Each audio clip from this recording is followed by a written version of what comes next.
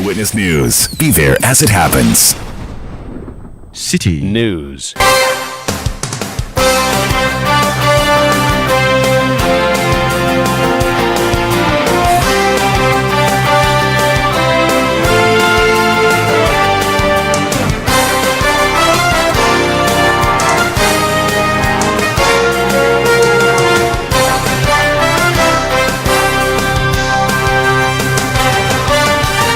It's 17:30 GMT. This is Eyewitness News on 97.3 Citi FM. I am Umaru Sanda Amadu. Tonight, I'm here with Eno Safo.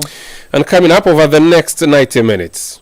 Then this week, we will do the appointments of the Minister of Defense, the Minister of Interior, the National Security Advisor, the National Security Coordinator, the BNI Director. President John Dramani Mahama to make key appointments to the security sector this week after a trip to Boku and surrounding areas to assess the situation there. We'll be telling you more on what he's been saying. Also, coming up, National Fire Service deploys task force to embark on daily patrols in markets following recent cases of fire outbreaks. And later on Eyewitness News. I don't know what the promoters of the bill intend to do, but I do think that we should have a conversation on it again, and probably it shouldn't be a private member's bill. It probably should be a government bill. After failing to receive presidential assent under Akufo-Addo, the Anti-LGBTQ bill to be returned by the Mahama government through another route. We'll tell you what the plans are. Stay with 97.3 Citi FM for more on this and many other stories on Eyewitness News. And in business, Bank of Ghana raises over 600 million Ghana cedis through its 56-day bills issuance. That's in 50 minutes from the City Business Desk. Eyewitness News is live across Ghana on a host of affiliate stations in the Northeast region. We are in Nakpanduri on SCAP 101.3 FM. We are in Boku in the Upper East region on Source 100.1 FM. We are in Laura in the Upper West region on Westlink 88.1 FM. We are in Tamale in the Northern region on Diamond 93.7 FM. We are in Adakluwaya in the Volta region on Adanu 107.7 FM. In the same region, we are in Ho on Global 105.1 FM. We are in Kumasi on Orange 107.9 FM and Alpha Radio 104.9, also in Kumasi. In the Bono region, we are in Sunyani on Greener 95.9 FM. In Sunyani, we are in the Ahafo region on Hammers 106.5 FM in Goso. In Takrady in the Western region, we are on Premier 100.5 FM and Beach 105.5 FM. We are live on YouTube, we are live on Facebook, and we are also on X, formerly known as Twitter. Just look for Citi FM. You can send me your messages by mentioning me on Twitter, now known as X, at Umaru Sanda, that's my handle, at Umaru Sanda, or mention at Citi973 when you write your message.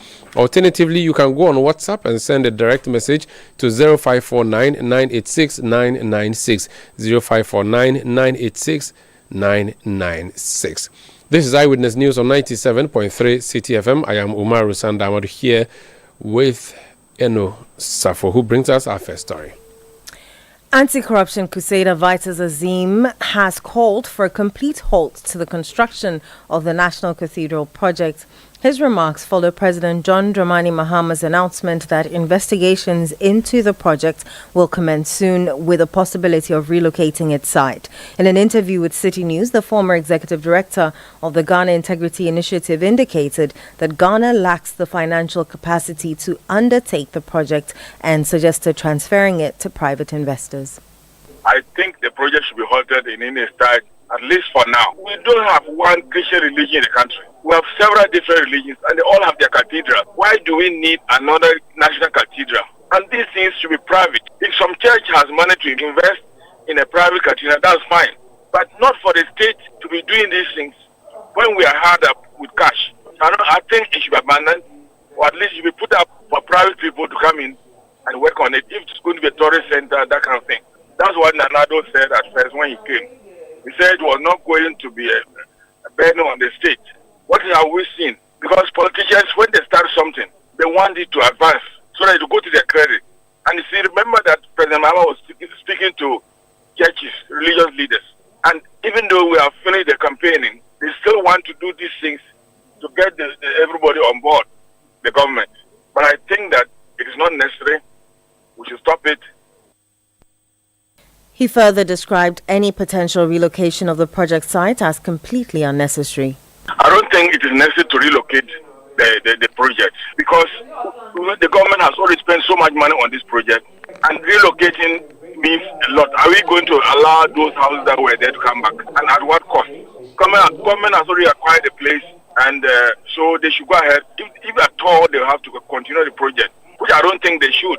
But if they want to continue the project, they should not relocate. They should do it there, unless they have an investor willing to develop that place into something else. Anti-corruption crusader Vitus Azim, co-chair of the Citizen Movement Against Corruption, Edem Senanu, has commended the office of the Special Prosecutor for initiating investigations into alleged corruption and procurement irregularities linked to the construction of the National Cathedral. The probe follows a referral from the Commission on Human Rights and Administrative Justice, which concluded its inquiry in November 2024. Speaking to City News, Mr. Senanu described the move as a positive step, noting that many Ghanaians are keenly awaiting the investigation's findings.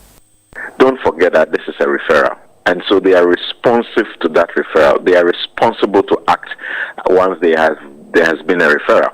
And indeed, one of the things that we expected the OSP to always do is to take up contemporary issues of importance and to act on it, such that there doesn't seem to be that impunity which is left untouched, is left unresearched or dealt with, and the citizens begin to think that some people are much more worthy than others and are able to get away with murder. So I think that the timing is in response to two things. One, this is an issue that is important to the people of this country. It's topical. We've been discussing it. And not just that.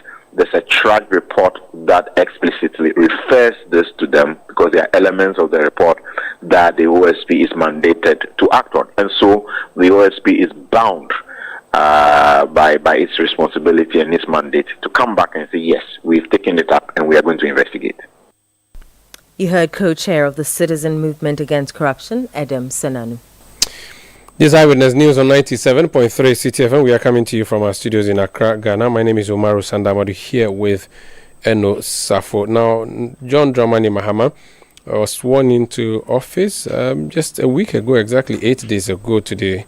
And he's been forming his government. So far, he has nominated 3 persons to be ministers, namely for the Ministry of Finance, Ministry of Energy, and Ministry of Justice and Attorney General. The 3 have been vetted. They were vetted by Parliament's Appointment Committee yesterday.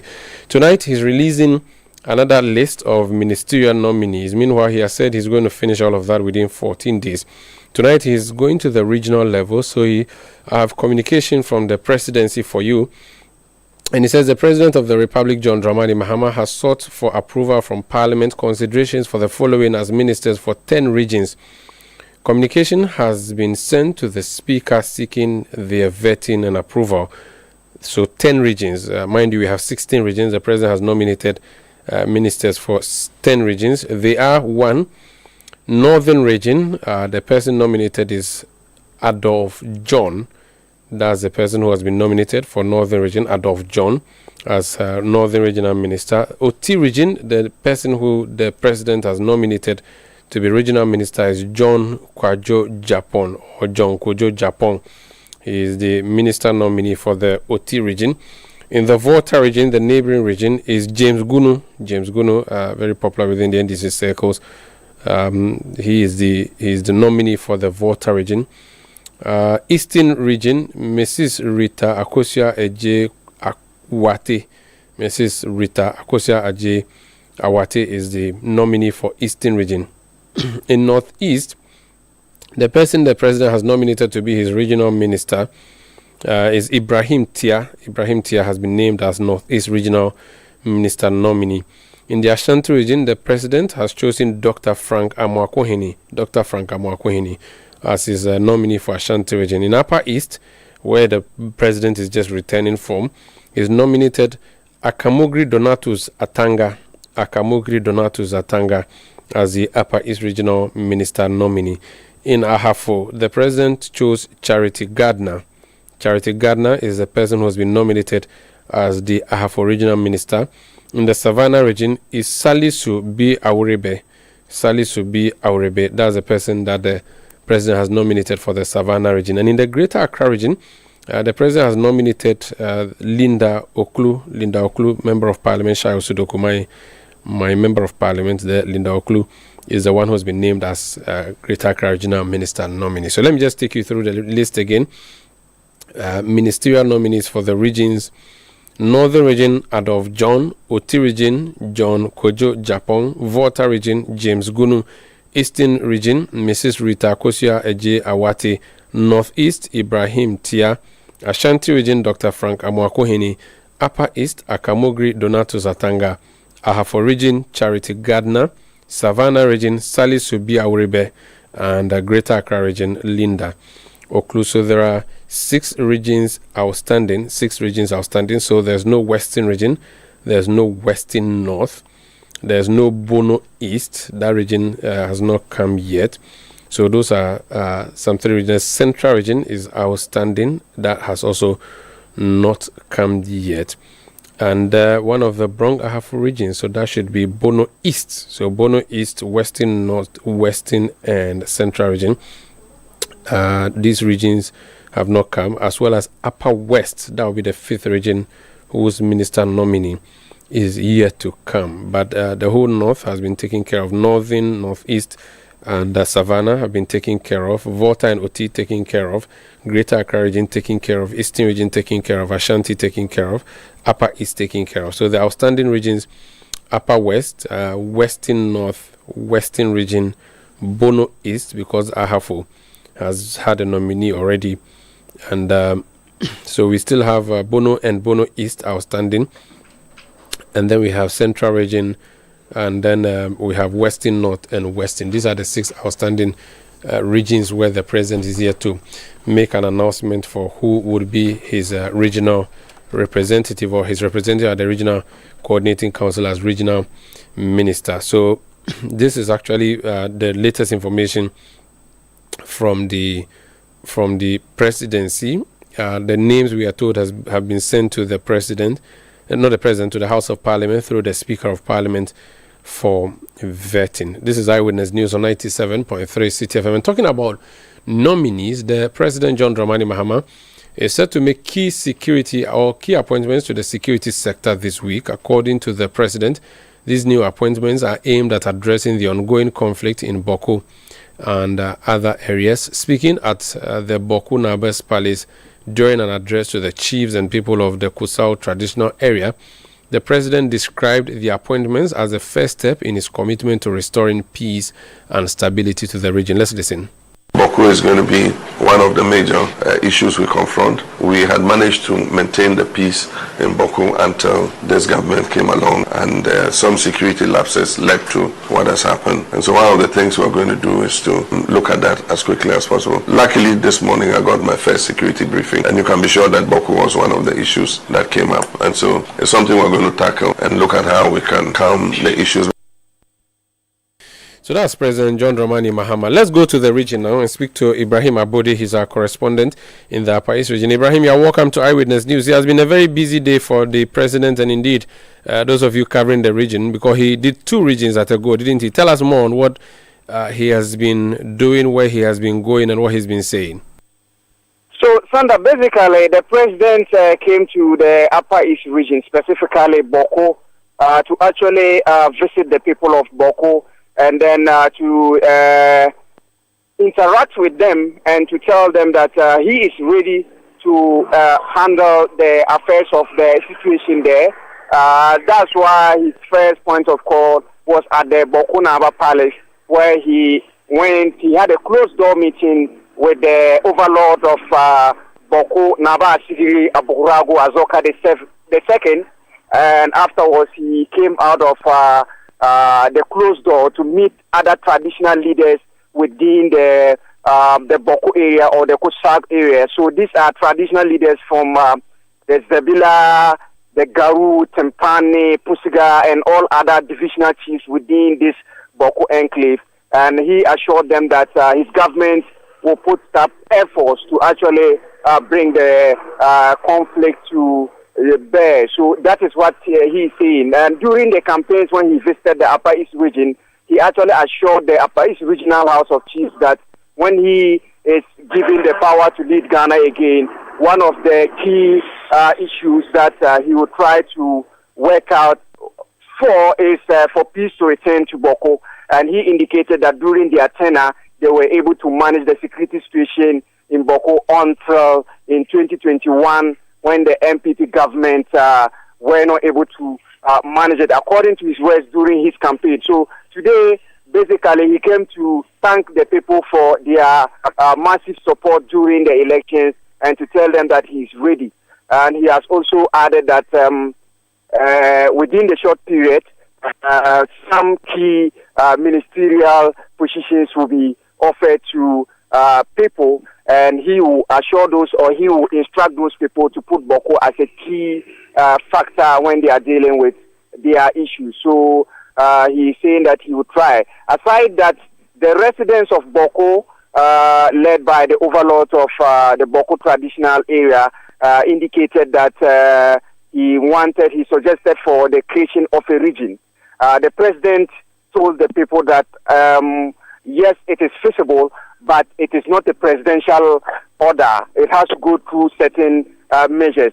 And one of those measures is that there must be peace in the area. So he's indicating that if the people are ready for a region, they should be ready to embrace peace so that the region will be able to be created for them. So the issue of region has come up. Talk to us about Nalerigu too. Do we have an idea what the reason for going there, what he may have said? Yes, so basically he's also going to meet the overlords of the Mampurugu traditional area at Nalerigu, that's Nabuagu, Abdullah Mahmi, and the visit there is to also send the same message. And he being the leader of the Mampurugu traditional authority in Ghana, how they are going to mediate so that the relationship between Mampurusis and Kusasis will not continue to be bitter, and therefore that kind of peace between these two ethnic groups will not prevail. When you want to look at the insecurity situations, it has extended to some parts of the northeast region. We've seen attacks along the Wale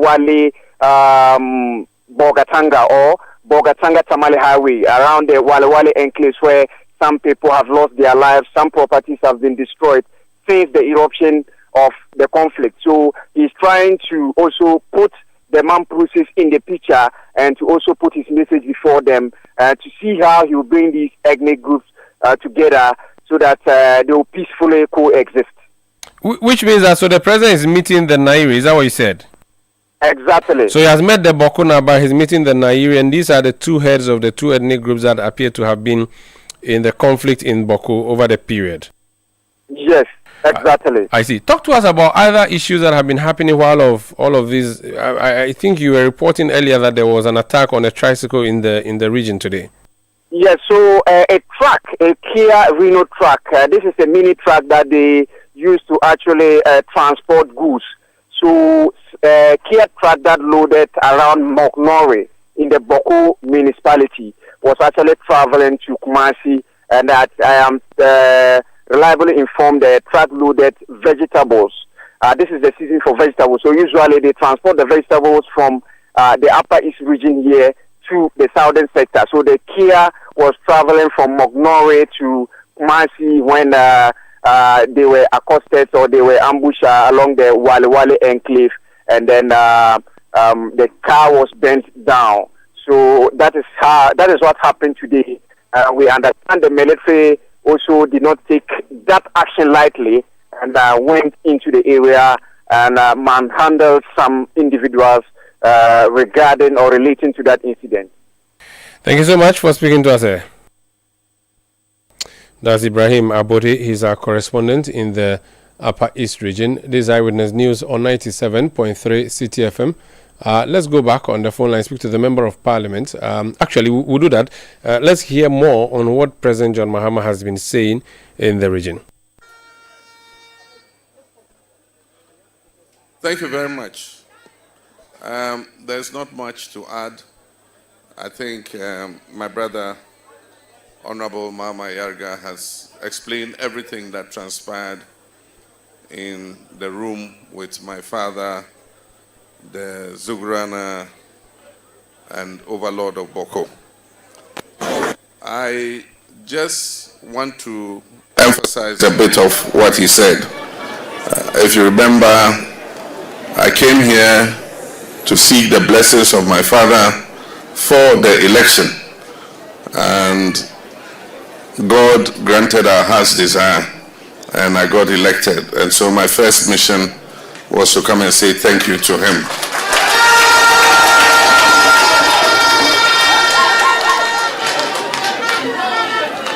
Again, during the campaign, I stated that if God granted our desire and I was elected president, bringing peace to Boku was going to be one of my #1 priorities.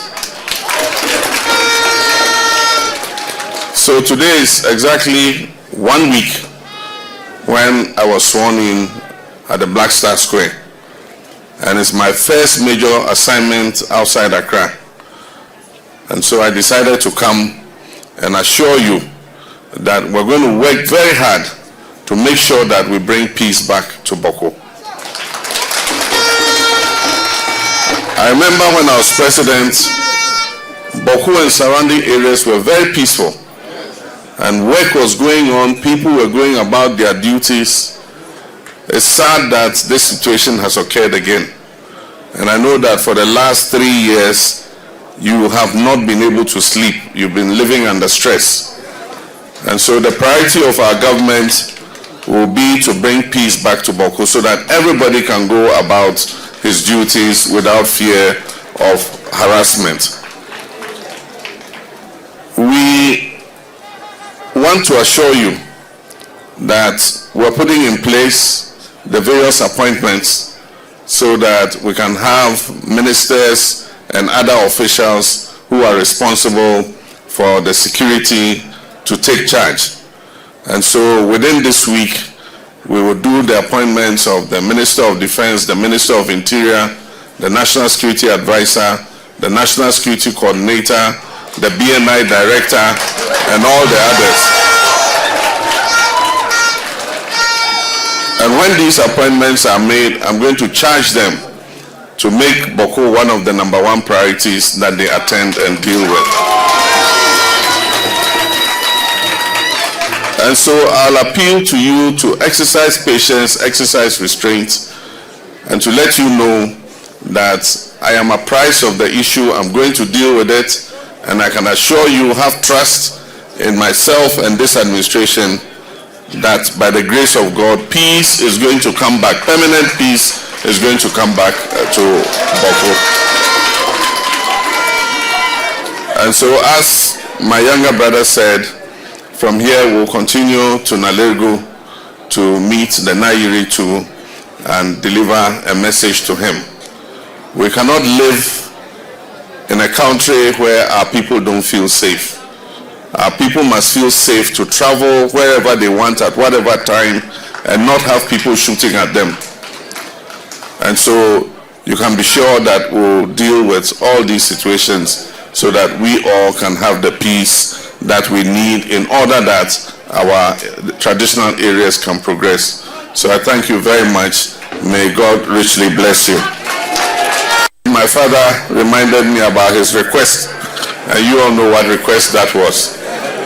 My assurance is we need peace to be established, because some of the processes that you must go through for what your hearts are desiring require that the area is peaceful. But you can be sure that I haven't forgotten about it, and I want to thank you very much.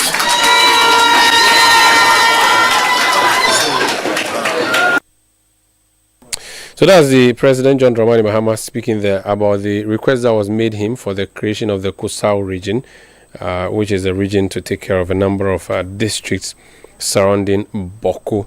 And you've heard him there talking about his commitment to peace. This is Eyewitness News on 97.3 Citi FM. While we're going to Boku, we also had to come back briefly and announce communication from the Jubilee House about 10 regional minister nominees that the president has made. He has sent the list, we're told, to the Speaker of Parliament, requested that the ministers be vetted so that they represent the president in the region. 10 names out so far, and I was saying that the outstanding regions are Western Region, Western North, Central Region, Bono East, Bono Region, as well as Upper West Region. Those are the 6 outstanding regions. Hansen Ajiman of the Newsroom has joined me in studio to talk more on the list. Hansen, is there a trend that you can see from the list of nominees from the president, and while you do that, you can give us the names of the people? So what we've observed so far is that out of the 10 names submitted to the Speaker of Parliament, 8 of these names directly are executives of the NDC in their regions. And so if you take the northern region, for instance, John Ali Adolf, he is the northern regional chairman of the NDC. In the OT region, John Kwejo Japan. Now, John Kwejo Japan, he is the NDC's regional chairman in the OT region, former MP for the Akan constituency. Again, you remember during the launch of the president's campaign to contest as the flag bearer of the NDC, John Kwejo Japan at the time was introduced to speak as Dean of Chairmen across the various regions. Then there's Ibrahim Tia, who is Regional Secretary in the Northeast region. There's James Gunu, who's also Regional Secretary in the Volta region. Dr. Frank Amwakohene is the Regional Secretary in the Ashanti region. And you have Akamguri Donatus Atanga, who is also the Regional Secretary in the Upper East region. Charity Gardner is the women's organizer in the Ahafo region. And Salisu B. Arube, he's the Regional Secretary of the NDC in the Savannah region. So as we have from these 10 names, you only have Greater Accra Regional Minister Designate Linda Oklu, who is not an executive of the party in the region, but she is an incumbent member of parliament for Shaiwo Sudoku. And then there's the Eastern region, Rita Akusia Ejay Awate. She's not an executive of the party, but has been appointed. But out of the 10, 8 we've identified so far are executives of the NDC in their respective regions. And these 8, 7 are secretaries, regional secretaries, and 1 a women organizer. 5 are secretaries. Okay. 2 are regional chairmen. Okay. That's John Ali Adolf of the Northern region and John Kwejo Japan. And then 1 is a women's organizer, Charity Gardner of the Ahafo region. The other 5 are secretaries. James Gunu, Ibrahim Tia, Dr. Mwakov Hene, Donatus Atanga, and Salisu B. Arubi. I see. So the Upper East person is a regional executive. Exactly. Okay. In fact, I'm just receiving information that Awate is a deputy women organizer for Eastern region, which means she's also actually an executive. Which means that they are all executives then, except Linda Oklu. Linda Oklu. Okay. So let's go to the Upper East region now. The person who has just been named the Upper East Regional. So Hansen, thank you so much, Hansen Ajiman of the City Newsroom. Akamugri Donatus Atanga has joined us on the line. He's the man who has just been named Upper East Regional Minister nominee. You're welcome to Eyewitness News and congratulations, sir. Thank you very much, and I thank all your listeners. Have you formally received this notification from the presidency or the president, or this will be news to you? Well, for now, it is news to me, because I have not received any formal written documentation. But once they say it's presented to the speaker, I believe that is right.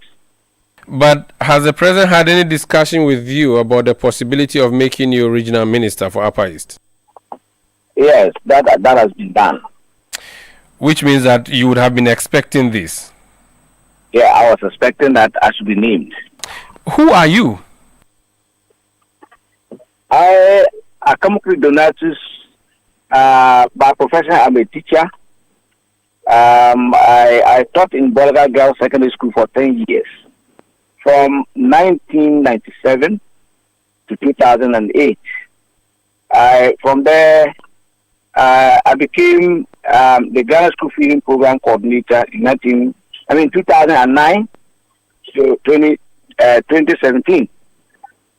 In my political life, I was assemblyman for my electoral area, Boku electoral area, as an unopposed assemblyman for 12 good years. I became a presiding member of Bongo District Assembly and became the constituency youth organizer for Bongo in 1993.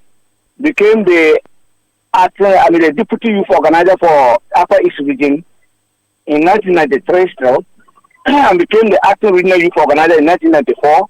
Became the regional youth organizer in 1995. Traveled up to 1998. I became the regional secretary of the party, and I've held the position as regional secretary since 1998 up to date.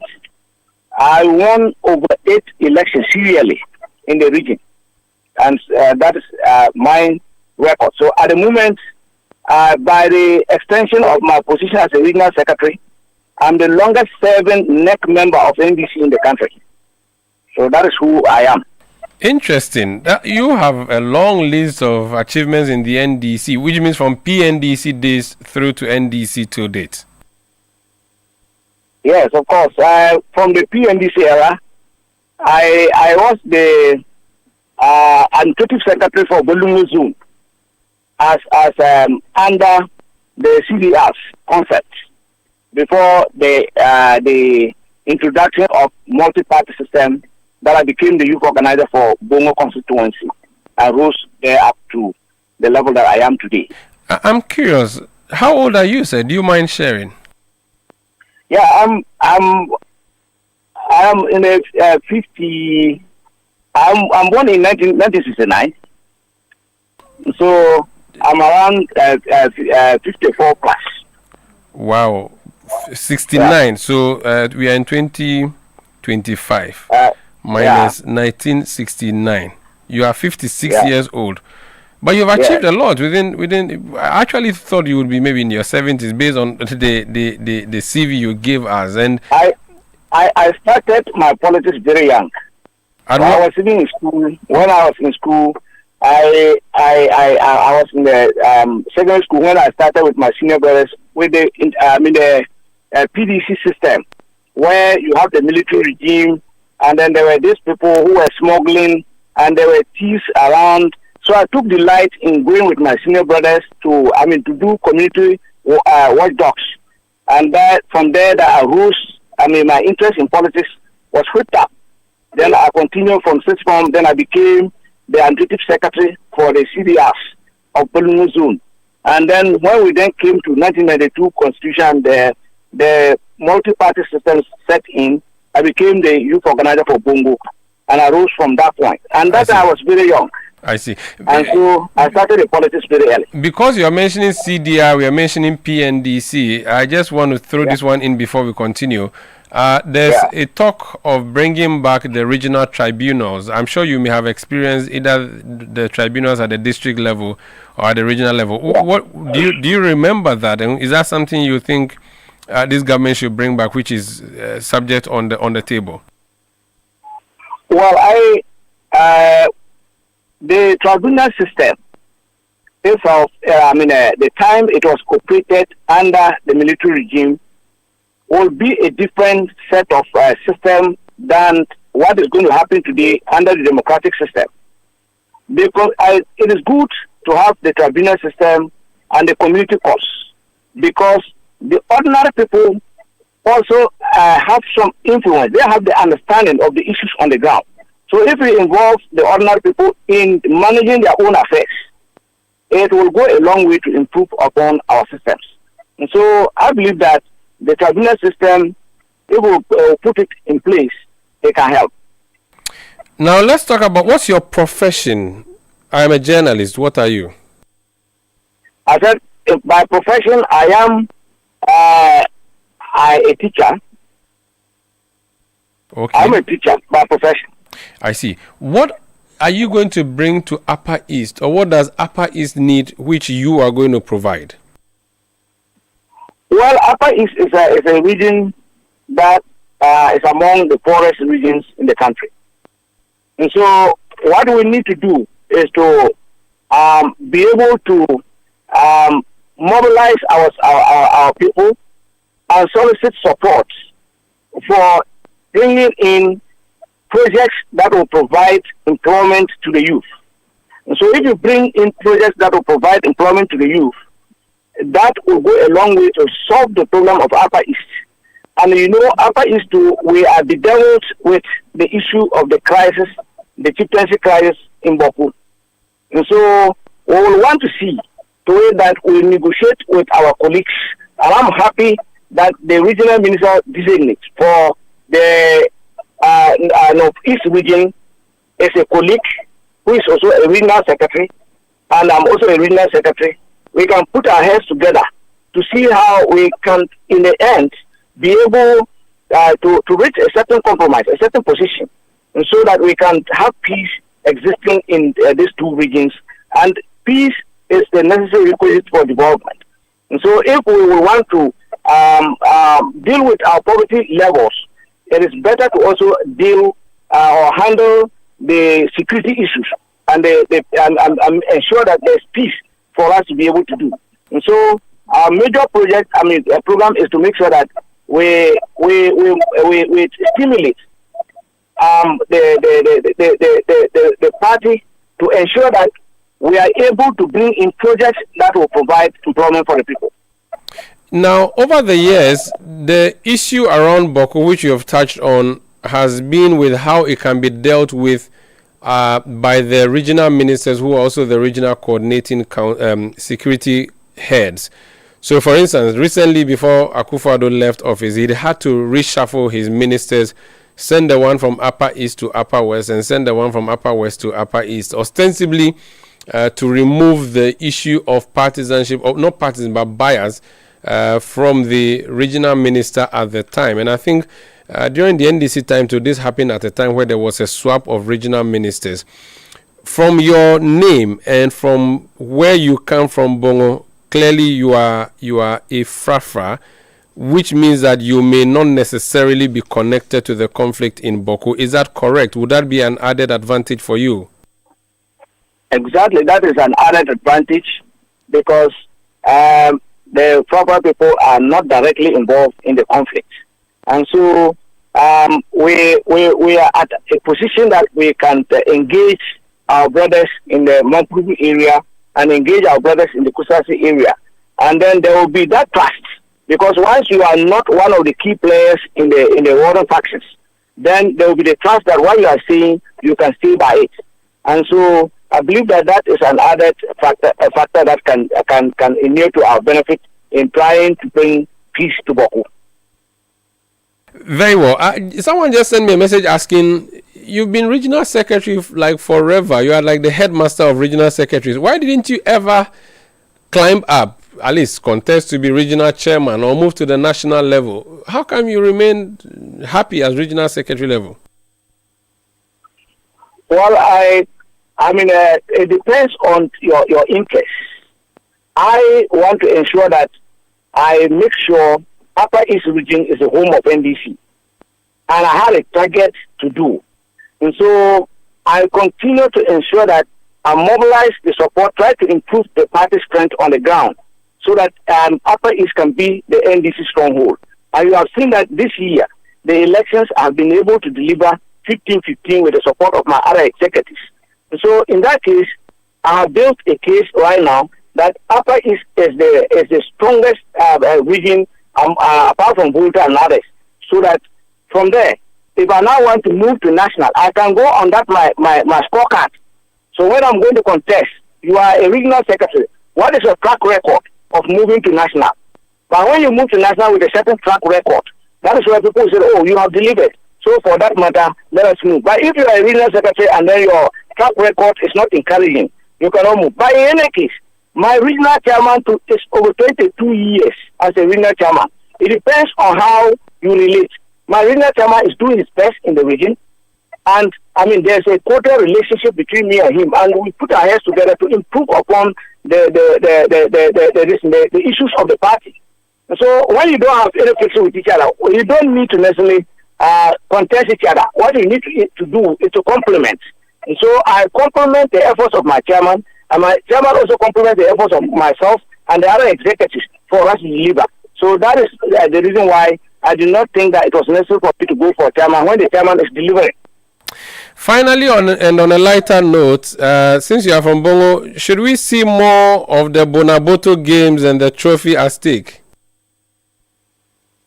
I didn't get you right. I'm saying that on a lighter side, and also it's my last question. Since you are from Bongo, should we expect more of the Bonaboto games and the trophy, which is a game of unity and peace in the region? Oh yeah, out for that one, you know that we the prophets in the Bonaboto catchment area. What we try to do, well, you know, we are the central location of the region, and if you have peace in that area, it permeates to all other areas in the region. And so Bonaboto symbolizes and try to work out with the other ethnic groups so that we'll be able to promote peace. And so I am in for that, and we will ensure that there's peace in the region. Thank you so much for speaking to us, and we wish you all the best, sir. Thank you, my brother. So that's a man who has just been named as Upper East Regional Minister as part of the list of 10 that John Dramani Mahama, the president, has appointed to the House of Parliament for endorsement. This man is going to represent the Upper East region, and his name is Akamugri Donatus Atanga. He's currently the Upper East Regional Secretary of the NDC, nominated to be the Upper East Regional Minister. He has been named alongside 9 others, 6 regions outstanding. This is Eyewitness News on 97.3 Citi FM. Eyewitness News. Be there as it happens. Oh, jump on now.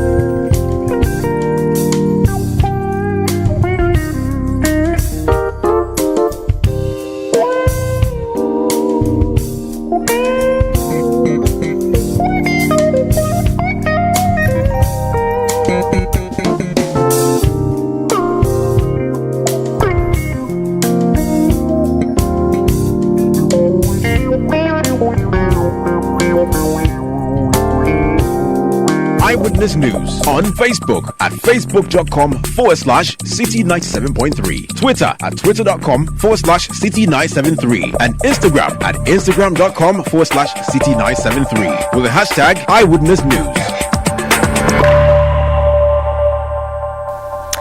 You're welcome back. Let's do some more stories. President John Dramani Mahama is proposing a new approach to the LGBTQ plus bill, suggesting it be introduced as a government-sponsored initiative instead of a private member's bill. During a meeting with the Catholic Bishops' Conference, John Mahama hinted at renewed discussions if the bill is to be reintroduced after the failure of the former president not to assent to it. He noted that government sponsorship would lend the bill greater legitimacy and improve its chances of successful passage. I don't know what the promoters of the bill intend to do, but I do think that we should have a conversation on it again so that all of us, if we decide to move that bill forward, move it forward with a consensus. And probably it shouldn't be a private member's bill. It probably should be a government bill with governments behind it after consultation with all the stakeholders to see how we're able to move this forward. But it leads us back to the discussion we had that if we're teaching our values in school, we won't need to pass a bill to enforce, our family values. And that's why I think more than even the family values bill is us agreeing on a curriculum that inculcates these values into our children as they're growing up, so that we don't need to legislate it. And so we'll see how all this goes. So I'm looking forward to this review conference so that we can come to some consensus on some of these issues. President John Dramani Mahama there. Now, residents in Ho and surrounding communities in the Volta region are enduring a severe water shortage as disruptions persist into the third week. The Ghana Water Company Limited has blamed the prolonged crisis on repeated breakdowns during emergency repairs at the Pivu headworks. GWCL assured residents that steps are being taken to resolve the issue and restore supply as soon as possible. Wisdom Semevo, the Volta Regional Commercial Manager, confirmed the ongoing efforts. The only thing that we are dealing with machine, and we have the capable men that are working on it. It's a hope and I believe that when this pump is restored and water supply is restored, as management will be still to be taken to get maybe replacement for the shaft. But now it's being worked on. So definitely that we have to get a new one restored as a long-term gap. That's what we are hoping for. When we face it now, the issue is no way of care for us to have this challenge of food. Volta Regional Commercial Manager for the Ghana Water Company, Wisdom Semevo. This situation is disrupting daily activities, with affected residents stating that it is impacting their financial lives. For the past 3 weeks now, we've not had water flowing through our taps. And then we had to spend more money to buy water. And a jerrycan, the kufogan, which we usually call it, now costs us 50 pesos to buy. And imagine the number of gallons we need to buy for a family of 5 all the time or every day. They need to bath before going to school, to work.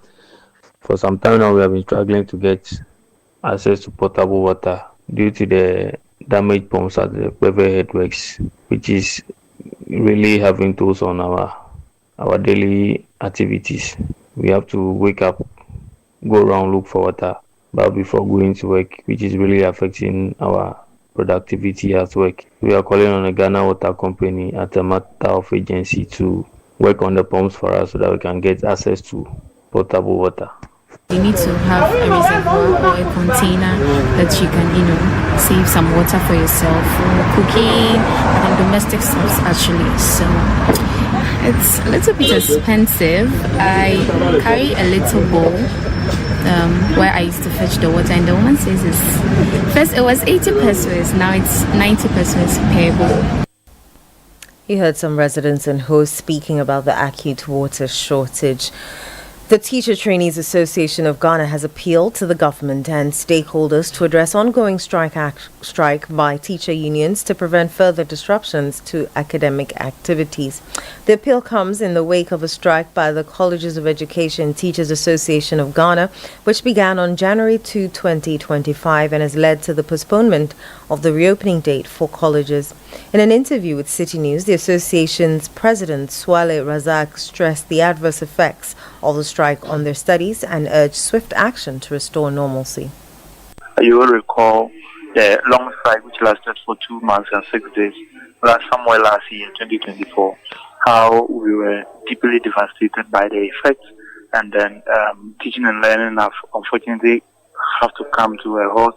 Even as we have it now, we have brink of postponing the resuming date of the students. That's from level 100 to level 300 to 27th of January. We still have students who are, level 400 students who are doing our micro teaching, our teaching practice out there without any supervision because CTAG is on strike. You heard the president of Teacher Trainees Association of Ghana, Swale Razak. Now, students of St. Vincent College of Education in Yendi are calling for a peaceful resolution to the issues that led to the college's closure. The institution was shut down on Monday, January 13, following a directive from the overlord of Dagbon, Yana Muhammad Abukari II. The students have appealed to stakeholders to address the matter amicably. Speaking to Citi News, Public Relations Officer of the Students' Representative Council, Christopher Maja, says the students are currently enduring difficulties due to the closure. Without the management, we, the student body, cannot do anything because all the offices in the campus are closed down. And we can go and be at campus without staff, without non-teaching staff. So we are appealing that whatever be the case, they should resolve it within a possible time so that everything, our staff can return to their offices and put things in order before we resume on 27th. Okay. It means we being at our teaching practice. If offices are closed down, there is nothing the teachers will plan about because they have to sit down and plan on when they will go. So if they don't have office, it means there is no work for them. And it's actually affecting us, and it means our staying in out campus there will just be a waste of time.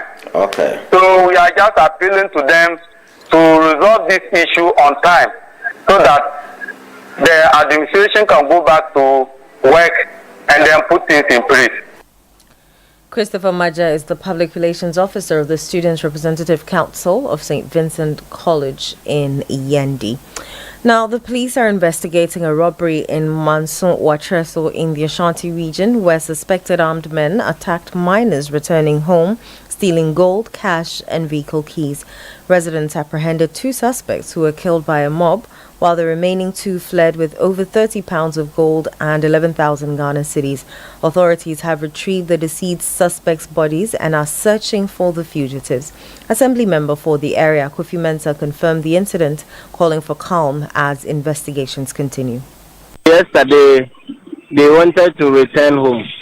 So when they are coming, they met some armed robbers and they took them inside the forest and collect their money. Their gold was 30 pounds and 11,000 Ghana cedis and their car key. So when the information came, the community members mobilized to go and help the miners. So they catch 2 armed robbers and 2 fled away. So when they get them, they beat them till they died. So I called the police at Mansour Dubia and they came and took the body and the miners to Mansour Dubia police station. The 2 who were died. No, who went away with the money? I'm talking about who died yesterday. We get some information that they are from some community around here. So now we are going to the police station and see what will come out from it. According to the Assembly member for the Mansour Watreso electoral area, Kofi Mensah, who spoke to my colleague Doris in the Ashanti region. Let's move on to some other stories now. The Ghana Private Road Transport Union has outlined conditions for supporting the reintroduction of road tolls. During his vetting, Finance Minister Designate Dr. Cathedral Forson announced plans to reintroduce toll collection to boost revenue. Speaking to City News, the Industrial Relations Officer of GPRTU, Abbas Imoro, stressed the need for stakeholder consultations and guarantees that toll revenue will address road sector issues.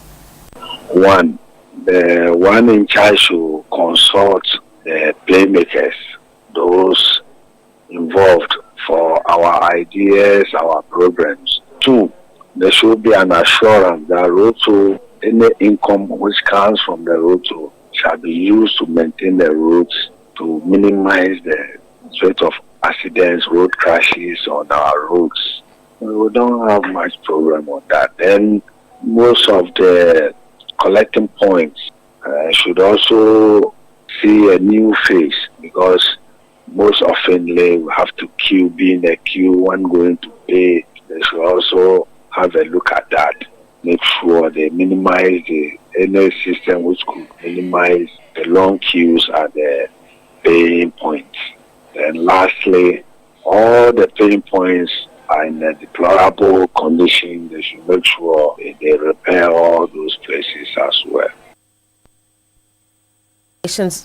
You heard the Industrial Relations Officer for the GPRTU, Abbas Imoro. Meanwhile, the Ghana Toll Workers Union says they are hoping former toll workers will be re-employed to reduce the unemployment situation in the country.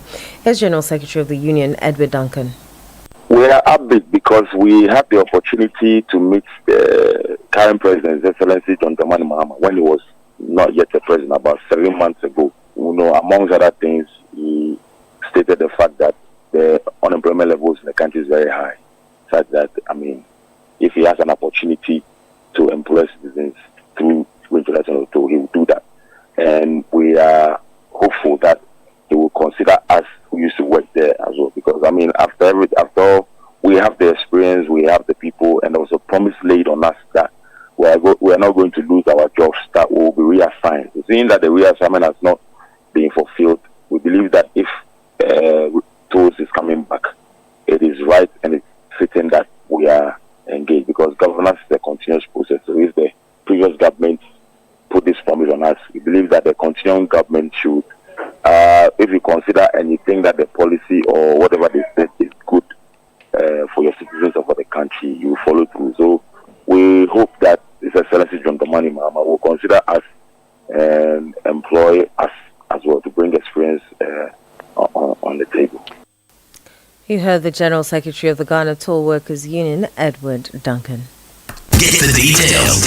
Every significant financial transaction, every market movement, and all the policies that affect your business. City Business News. Be informed. Time now for City Business News on Eyewitness News. My name is Inosafa. Let's settle for the details. The Bank of Ghana has raised 668 million cedis through the issuance of its 56-day bills auctioned on Monday, January 13, 2024. There's more in the following report by City Business News' Daniel Ojurumenta. The auction, conducted at an interest rate of 27%, highlights the central bank's efforts to manage liquidity and maintain monetary stability in Ghana's financial system.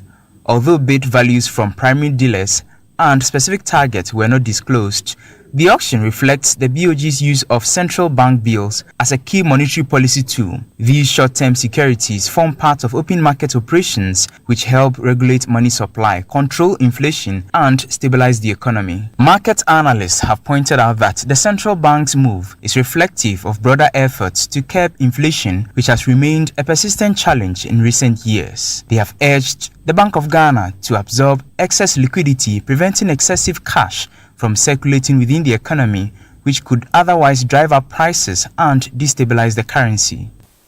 Daniel Ojurumenta with that report. Now, Finance Minister Designate Dr. Forson has disclosed that plans are underway to appoint a new governor for the Bank of Ghana soon. According to him, the current governor's term is set to expire in the coming months.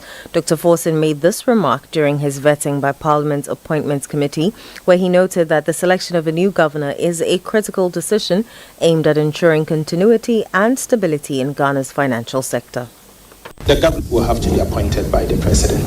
The governor will have to subscribe to the ideals and the vision of the president in the foreign exchange management. The president signed a social contract with the people of Ghana.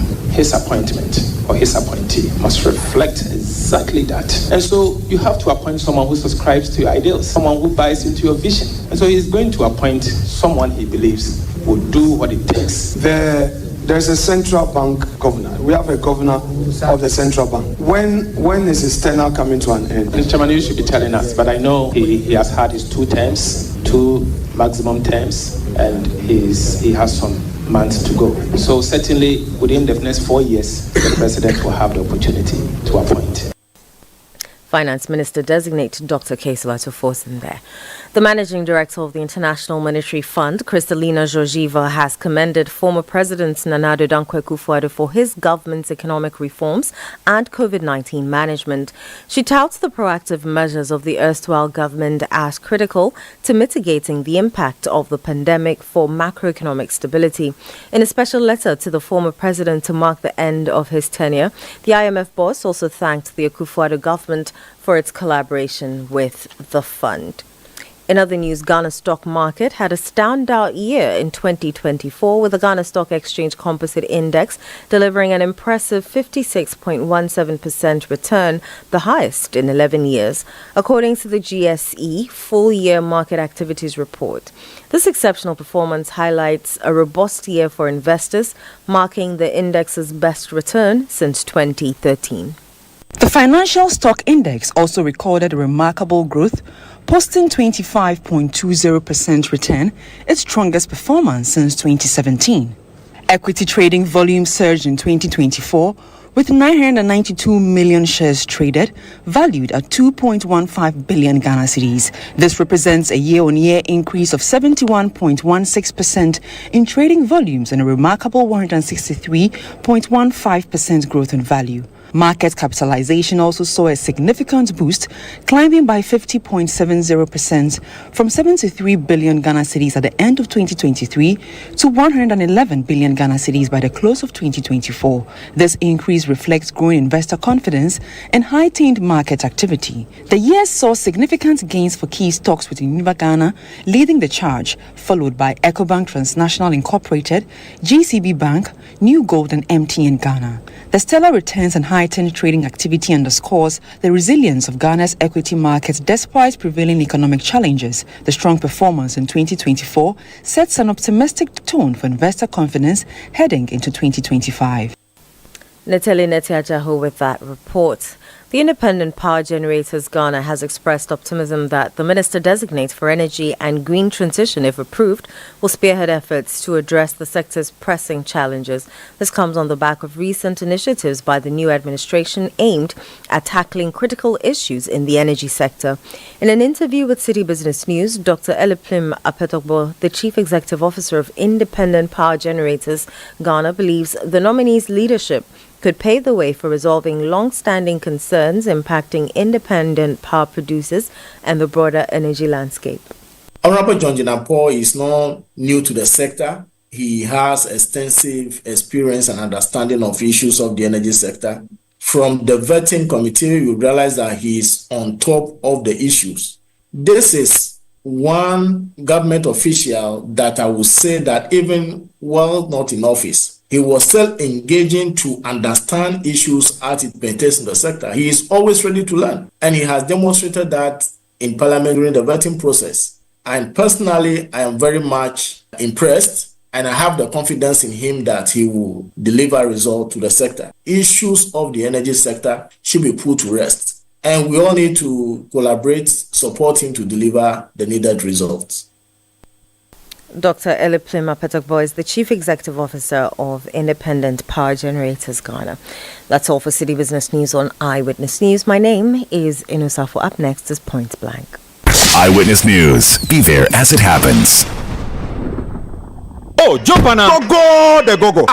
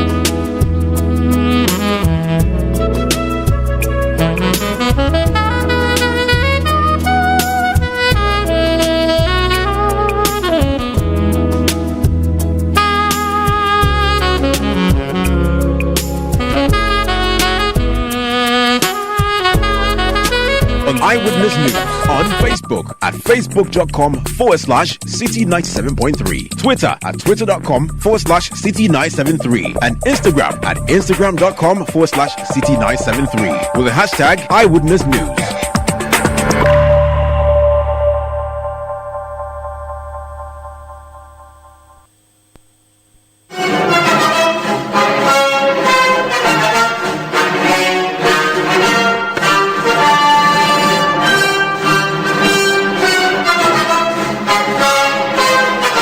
This is Point Blank on Eyewitness News. Point Blank is brought to you by Kivo Pepe Mokoshu. My name is Umaru Sandama. Tonight on Point Blank, we're talking about the fire outbreaks that we recorded recently and the reaction from the National Fire Service. The Cantamanto market, popular for the sale of second-hand clothing, was engulfed in fire. Everything went down. I went there to speak to some of the traders and market leaders. At the time they were busily rebuilding. Carpenters were hammering, masons were mixing. The bricks and blocks were being laid. Meanwhile, there was brisk business happening under the uncompleted sheds. I wanted to listen briefly to the interviews with some of the traders and the market leaders before I come to speak to the National Fire Service, which has issued a statement and said that it will be sending a task force to do daily monitoring of our market spaces. So let's listen to some of the interviews from Cantamanto. What do you sell in this shop? I sell suits. Where's your shop? Just here. Okay. How many shops were you having? 4. The day the fire came, were you here? No. How did you hear about it? I get information about 1:30 a.m. So I rushed to come. When I reached here, everything was burned. So you saw the fire burning? Yes, I saw the fire burning. Did you try to go inside to salvage your goods? I cannot enter because the fire was so serious, so I cannot enter. So you were selling suits? Yes. And you had like 4 shops? I have 4 shops. So talk to us about the estimate of how much money you had in there.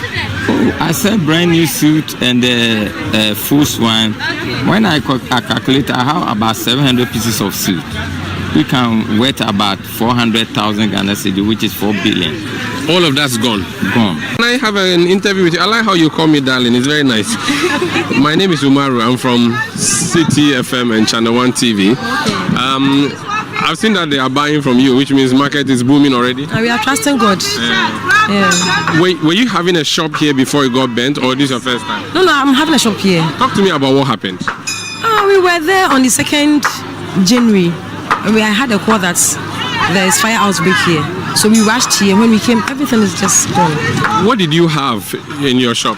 Oh, I have office dresses. I have bills. Because I have containers there where I load my goods. All the places are got all got burnt. And I've heard that there's no insurance or anything whatsoever. No, because of the wooden structure, so they don't insure us. Are you able to quantify how much you lost as a person in this? Yes, because I had 6 bills, and one each cost 5,000. So almost 30,000 is gone. Yeah. And you have to start everything from afresh. From afresh. So if you help me, I would help you by telling your story for you, for the helpers to come and assist. I hear you.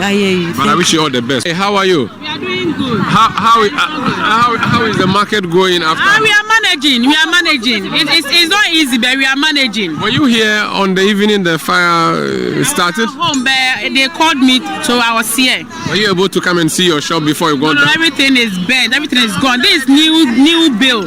We went for loan for new goods, so we are trying to pick up. Are you hopeful that you will get back on your feet? Yes. It's not easy. The question you've asked me is very deep. It's not easy, but we are praying to God because it's not easy. We pray for you too. What's your name? I'm Portia Asari. Our association is chairman of Second-Hand Clothes Dealers Association. Cantamanto Youth Clothes Sellers Association. Fantastic. And what's your name, sir? My name is Michael Apon. But the name they used to call me is Honorable. Honorable. Where is your shop, or where was your shop? This is my shop, the chairman's shop. I don't see anything here. It has burned to ashes. Was this the only one you had? I had 2 shops. So where's the other one? The other one also is at the front there. And completely gone. So what's happening now? Now we are rebuilding the market. My people has combined together. We are going to buy blocks, sand and stones to build the market. As you have seen the fence, now we have done the fence. Only the thing is by on tomorrow or Monday, we put everything on. So you do roofing? Yes, on Monday. And you're going to build a wall, or what is a block for? We are going to build a wall. That's for the block by something like this level. Okay. So that I'll put plywood. Okay. Plywood. So the down will be blocked. Yes. Then the top will be plywood. And then you do the ceiling. Yes. The traditional leaders in this area have said that don't build the place again. Why are you still building? Please, that one I can't comment on it because it is the government who give the land to us, not the kings or the traditional. So no comments of that.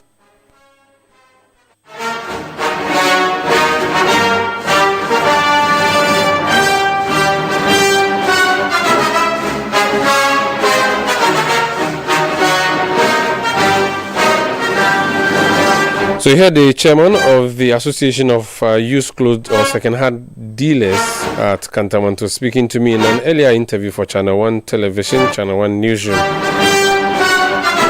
So the fire has come, destroyed the whole market. The traders are rebuilding frantically because that's the only source of livelihood. The NADMO has moved in to take their details for possible compensation.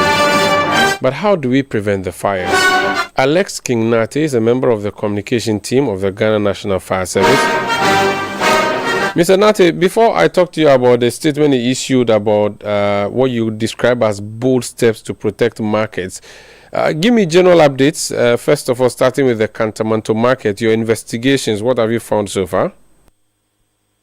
Hi, good evening, Sandra. So, good evening to yourself and to your listeners. Investigations are actually underway. You can bear with us that it's been less than 2 weeks since we saw this fire. And investigations like this sometimes take a while. And then even as a service, internally, it has to go through various processes before we're able to come up with a conclusive investigation. We have our suspicions, but then again, we want to explore all other possible causes of the fire before we're able to come up with a conclusive investigation. What do you make of the rebuilding of the market, which is being done by the traders? That's a very slippery slope. Because honestly, ideally, the service would have preferred the consult the Ghana National Fire Service, and then we make recommendations on how the rebuilding can be done, with the right materials, with some fire-resistant materials. Mind you, these people are still rebuilding with wood, and we can't keep on doing the same old thing and expect different results. So in this case, we as a service, we wish that the market folks would have come together with us so that we would have been very instrumental in the reconstruction, recommended fire-resistant materials that we could use, even recommend spacing so that it enhances accessibility during emergencies, so that moving forward we wouldn't have to be back years and years time having the same conversation. So we as a service can only advise and then hope that nothing happens. King, I'm an Accra boy and a Kantamanto boy. I'm sure you've also gone there once or twice to pick jeans or some footwear. Well, the last time I was there was just 3 or 4 weeks ago. There was electricity, fans were blowing, there were bulbs, electric bulbs. When I went there 2 days ago after the fire, I realized there was not a single cable in sight, nothing whatsoever. But I do know that when they finish rebuilding, they would connect power to the area again. It is an ECG thing, but do you have to be consulted? Do you play roles in the connection of electricity or power supply to these markets? What will be your recommendation and advice to these areas? Okay, so as you rightfully said, it's also within the purview of UCG. But then again, we again have, it would be ideal to be consulted to be able to come up with recommendations that will help them, especially when it comes in electricals or electricity being a major cause of fire outbreaks in homes and marketplaces. We would have hoped that they would have really consulted us so that we'll be able to, screen even electricians that they will be employing to undertake these installations for them. About 2 years ago, we had an operation with Electricity Company of Ghana where we went into the market and we had we engaged them and we saw one old man who they claimed is their champion electrician in the market, and we saw a lot of loopholes in his activities. We pointed it out, and then I think UCG told them that they'll be following up. I'm not too sure if they followed up yet, but then if we incorporated into it, we'll be able to help, advise on hazards that could lead to fire outbreaks again. So it means that so far, no consultation with you whatsoever about the rebuilding process, about the reconnection and all the other things happening in Kantamanto. Exactly. The only consultation that has been done is when they did that extension to take to their banks to be able to buy them time for their loans. That is the only time we've consulted us. Other than that, we've hardly had any consultation from them or between them. Do you advise that the reconstruction continue? No. Would advise the reconstruction is halted so that a proper plan for the building is put together, where a proper, as I said, fire resistance mechanism is put in place. A proper building now incorporates very good early fire detection system, and we'll be able to incorporate early firefighting. Be able to put fire extinguisher advantage points, have sprinklers installed in this modern settlement, so that whenever there's any fire, the sprinklers will automatically come off and be able to extinguish the fire, and then also be able to create spacing, and then we'll recommend segregation in the market, because we know they sell clothing, but from what you know, a few people also put drinking bars in there and even chop bars. So if they are still going to go about it, they will be able to recommend that they segregate these activities so that the market, those selling clothing are not put together with those selling cosmetics, and those who are operating the food joints are not put together with these clothing, so that we're able to use that measure to avoid any such fires in the future. You have another update that I would want to hear from Techiman. What's the update on the fire outbreak there too? So obviously that was just on the investigation. I received a clue from our regional commander there that a gentleman said he saw a polythene bag on fire. We are yet to substantiate it, and then hoping that it will help us in our investigation. So we are not living in stone unturned at the moment. Now let's talk about this statement you issued. You say bold steps to protect markets from fires. Ghana National Fire Service takes these steps. Talk to us about these bold steps. Well, so these bold steps are, I would say, an advanced mode of what we've been doing or what we set out to do ahead of the Christmas and ahead of elections.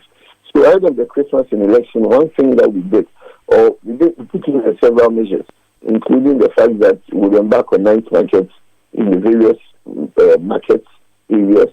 We will enhance our fire safety task force, who specialize in market education, to go around educating these market people on how to stay safe from fires. And I can bet you that, but for some of these measures that we put in place, we'll be recording much more fires than we've recorded recently. So what we are doing right now is rather going a step further.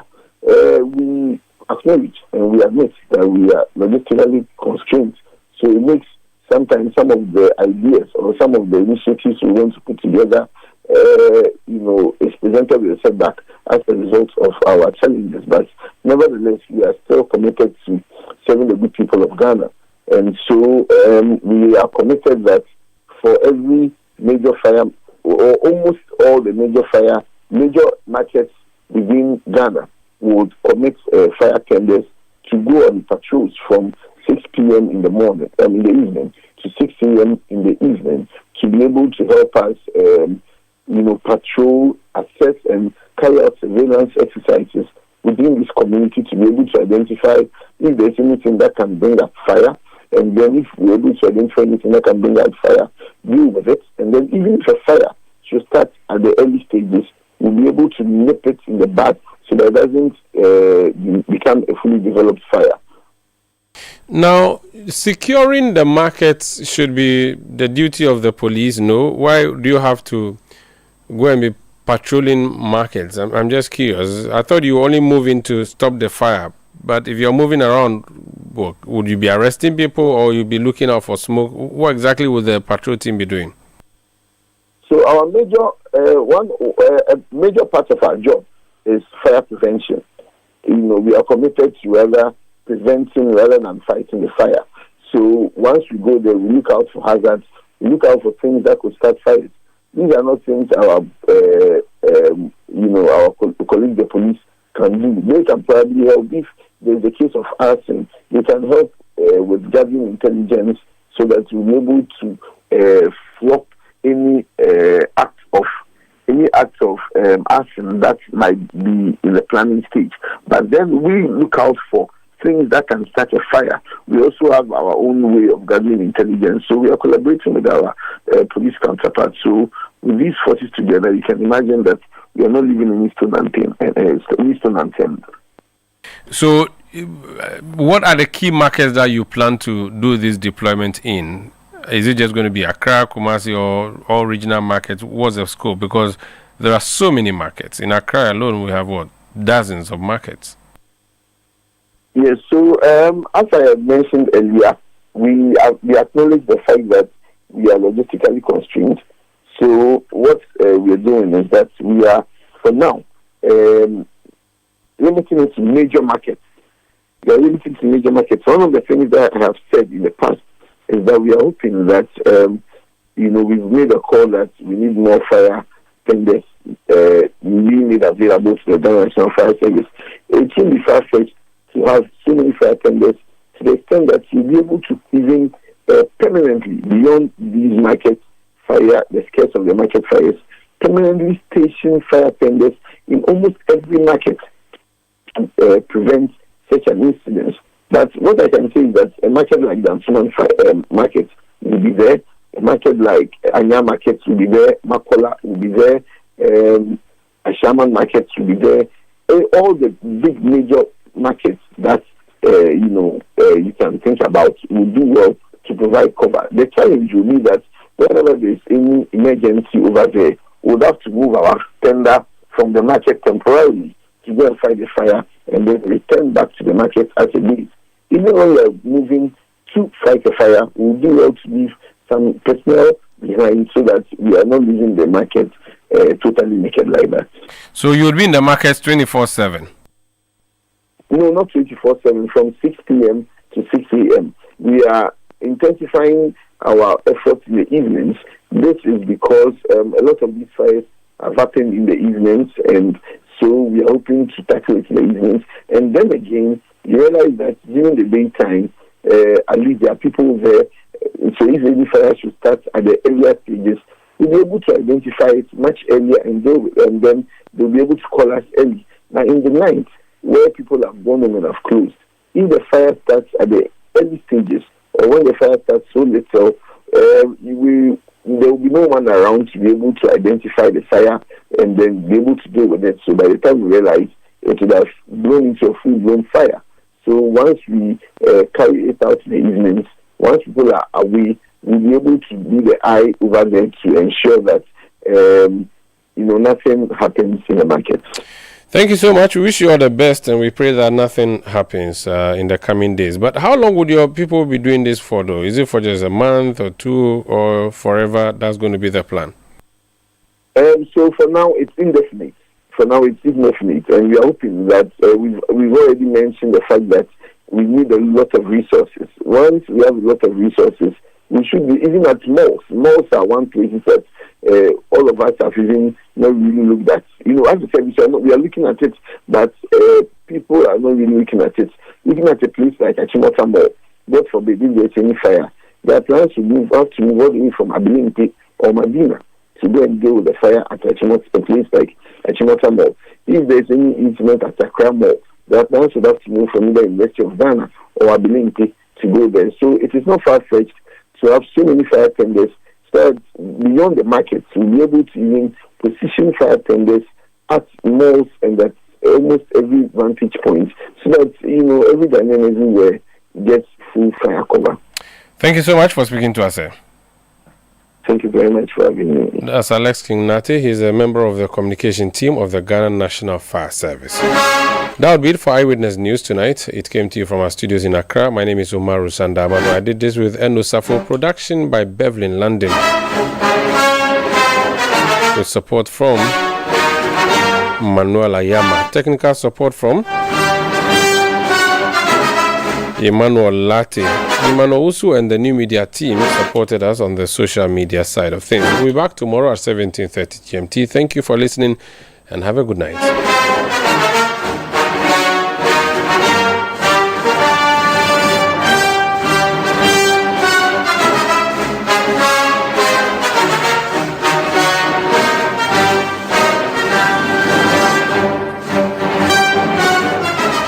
City News.